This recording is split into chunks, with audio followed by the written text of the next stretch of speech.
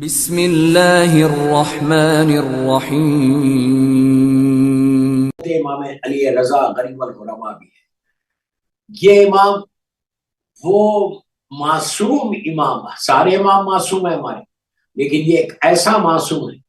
کہ جس کی زیارت کا بے انتہا اجر بتایا گیا اور اللہ کے رسول نے بتایا، انہیں سرکار کے زمانے کا ہے، سرکار کی حدیث ہے کہ جو میرا 8ویں وارث کی زیارت کرے گا، آپ نے کہا تھا کہ ایک حج اور ایک عمرے کا ثواب، تو راوی نے پوچھا تھا ایک حج اور ایک عمرہ، تو آپ نے کہا 2 3، اس طرح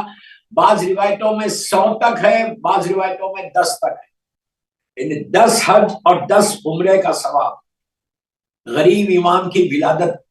زیارت کا حصہ۔ تو میں آج پہلی دعا یہی کر رہا کہ جو بھی سن رہا مجھے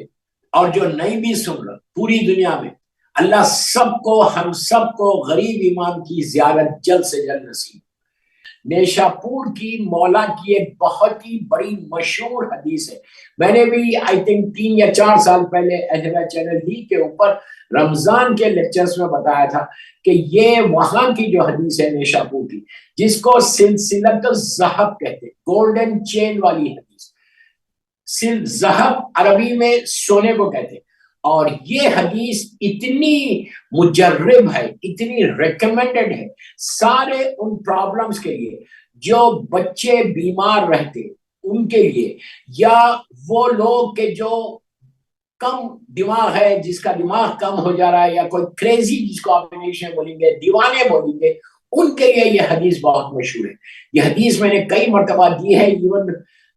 اگر ابھی بھی اگر کسی کو چاہیے یہ حدیث تو مجھے واٹس ایپ کیجئے، میں آپ کو یہ حدیث بھیج دوں گا۔ اس کے بارے میں یہ ہے کہ اگر یہ سلسلۃ الذہب حدیث آپ ایک کپڑے پہ لکھ کے اگر آپ کفن میں رکھیں تو اس لحد میں معصوم کا ارشاد ہے کہ جس لحد میں سلسلۃ الذہب رہے گی اس لحد میں کبھی عذاب نہیں آئے گا۔ آپ سوچو کتنی ریکمنڈڈ مولا کی ایک حدیث، اور اگر کوئی زائر امام رضا ہو تو اس کے لیے کیا ہے۔ تو یہ حدیث ضرور رکھو اپنے پاس، اپنے گھر میں رکھو، اپنے ٹیلی فون پہ رکھو، اور جب بھی کسی چیز کی ضرورت ہو اس حدیث کو ہاتھ میں لے کر اگر کوئی دعا کرے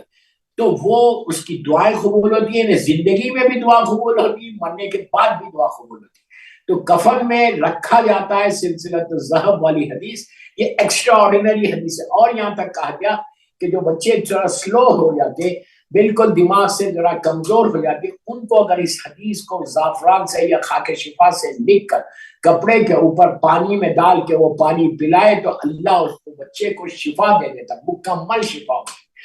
بہت ہی ریکمنڈڈ حدیث غریب الغرباء کی سلسلۃ الذہب نیشا پور والی حدیث۔ اگر آپ نیشا پور جائیں گے تو وہاں پہ بھی آپ کو یہ حدیث مل جائے گی، اور ویسے ساری کتابوں میں ہے، ایون مفاتیح الجناح میں بھی شیخ عباس قمی نے بھی لکھا۔